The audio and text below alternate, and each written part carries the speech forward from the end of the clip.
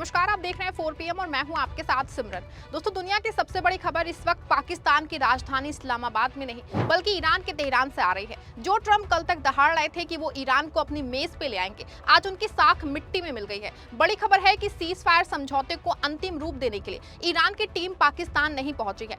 Iran के इस फैसले से व्हाइट हाउस में हड़कंप मचा है और डोनाल्ड ट्रंप इस वक्त बुरी तरह सदमे में है। आलम है कि ट्रंप ने नेतन्याहू को साफ लहजे में सरेंडर करने और लेबनान से बातचीत करने का कड़ा आदेश दिया है। नेतन्याहू जो कल तक आग बबूला हो रहे थे, अब गिड़गिड़ाने पे मजबूर हो गए हैं। हालांकि अभी तक सीज फायर का आधिकारिक ऐलान नहीं हुआ है। हाँ, इतना जरूर है कि नेतन्याहू ने लेबनान के पीएम को बातचीत का न्योता दिया है, लेकिन इसके बावजूद ईरान वार्ता के लिए तेहरान से पाकिस्तान नहीं पहुंचा है।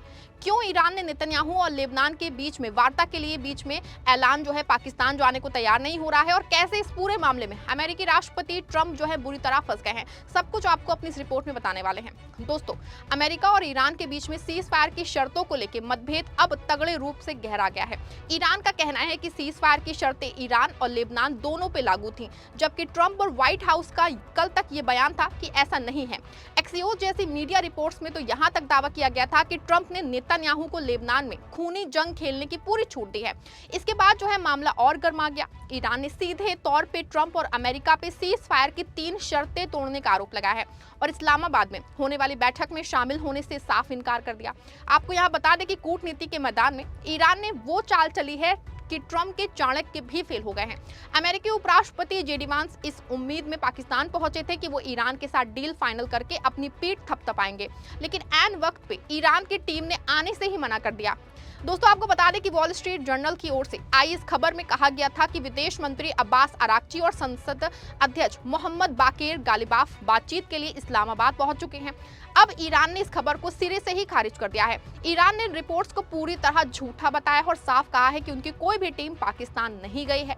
ईरान की सरकारी न्यूज एजेंसी तस्नीम के मुताबिक एक जानकार सूत्र ने कहा है कि विदेश मंत्री अब्बास अराक्ची और संसद अध्यक्ष मोहम्मद बाकेर गालिबाफ दोनों ही तेहरान में मौजूद हैं और अपने नियमित कामों में मशरूफ हैं। उन्होंने कहा कि मीडिया में चल रही ये खबर है कि ईरानी टीम इस्लामाबाद पहुंच गई है, पूरी तरह बेबुनियाद और गलत है। दोस्तों, आज सत्ता की आंखों में आंखें डाल के पत्रकारिता करना मुश्किल हो गया है। हमारे 4 PM नेशनल यूट्यूब और फेसबुक चैनल को, जिसे आपका प्यार और विश्वास हमेशा से मिलता रहा है, उसे बंद करके सरकार ने ये साबित कर दिया है कि वो आपके सवालों से कितना डरती है।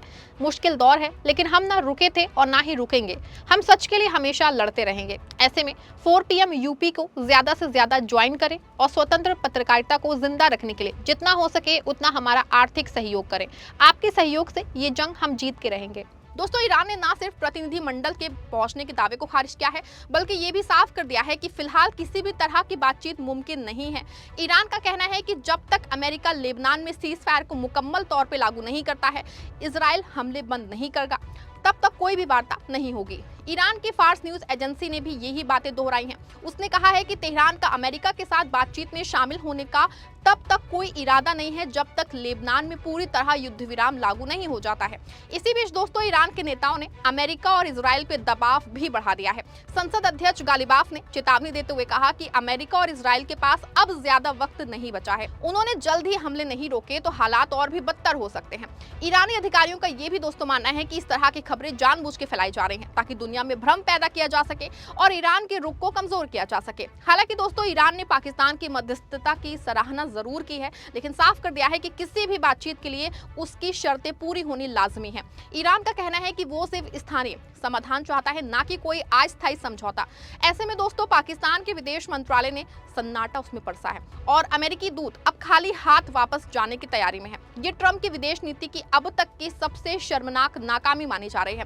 जैसे खबर मिली है कि ईरान बातचीत के लिए नहीं आ रहा है, ट्रंप के होश ही उड़ गए हैं। ट्रंप जानते हैं कि अगर शुक्रवार की ये बातचीत नाकाम हुई तो ईरान स्ट्रेट ऑफ होर्मुज को हमेशा के लिए बंद कर देगा। जिस तरह से ईरान ने होर्मुज में माइंस बिछाने का नक्शा जारी किया है, उसे देख के ट्रंप की खुद हवा निकल गई है। ट्रंप अब होर्मुज पे अपने वादे से कहीं ना कहीं मुकरते भी दिख रहे हैं। हालांकि दोस्तों, व्हाइट हाउस से लीक हुई खबरों के मुताबिक ट्रंप ने नेतन्याहू को फोन पे बुरी तरह लताड़ा है। ट्रंप ने साफ कह दिया है कि इजराइल को अब हर हाल में झुकना ही होगा। ट्रंप का दोस्तों ये सरेंडर ऑर्डर दरअसल उनकी बेचारगी और कमजोरी का सबसे बड़ा सबूत है। जो ट्रंप ईरान को मिटाने की बात करते थे, आज वो इजराइल को पीछे हटने के लिए मजबूर वो हो रहे हैं।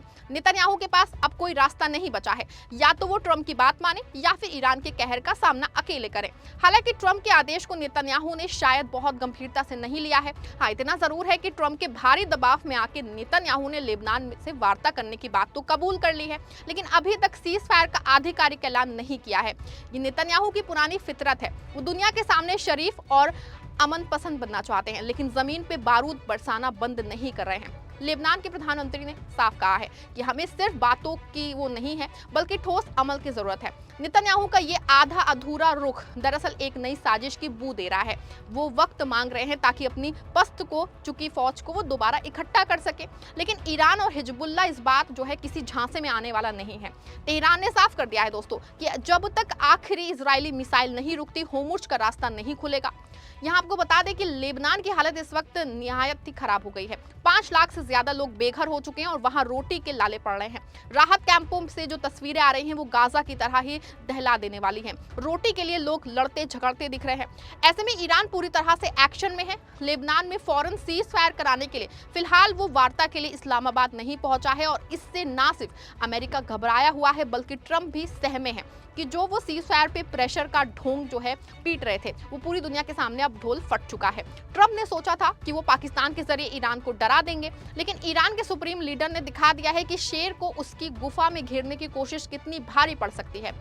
दोस्तों, ट्रंप की डिप्लोमेसी इस वक्त आईसीयू में है। वो ना तो इजराइल को कंट्रोल कर पा रहे हैं और ना ही ईरान को मना पा रहे हैं। वॉशिंगटन में अब ये चर्चा तेज है कि ट्रंप ने बिना किसी ठोस तैयारी के जंग का ऐलान किया और अब उनके पास कोई एग्जिट प्लान तक भी नहीं है। दोस्तों, इससे पूरी दुनिया में अमेरिका की भयंकर किरकिरी हो रही है। यहाँ आपको बता दें कि ईरान की टीम का पाकिस्तान ना पहुंचना एक बहुत बड़ा कूटनीतिक तमाचा है। ईरान ने दुनिया को बता दिया है कि वो अपनी शर्तों पे सुलह करेगा, ट्रंप के शर्तों पे नहीं करने वाला है। अब सारी गेंद अमेरिका के पाले में है। दोस्तों, क्या ट्रंप नेतन्याहू को वाकई हमले करने के लिए मजबूर कर पाएंगे, या फिर ये सीज फायर सिर्फ एक और फेक न्यूज बन के रह जाएगा?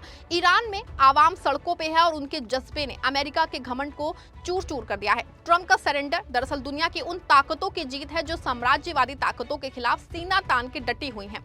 ऐसे में साफ है, तेहरान से लेकर वॉशिंगटन इस्लामाबाद तक सियासत इस वक्त पूरे उफान पे है। ट्रंप का झूठ पकड़ा जा चुका है और नेतन्याहू की जिद उन्हें ले डूबेगी। ईरान ने जो है बिना एक भी मिसाइल दागे दुनिया को ये दिखा दिया है कि कूटनीति का असली सुल्तान कौन है। आपको क्या लगता है, ट्रंप और नेतन्याहू बुरी तरह हार चुके हैं? क्या ईरान को अपनी शर्तों से जरा भी पीछे हटना चाहिए? आप जो भी सोचते हैं अपनी राय कमेंट में दीजिएगा। वीडियो को लाइक और शेयर करिएगा।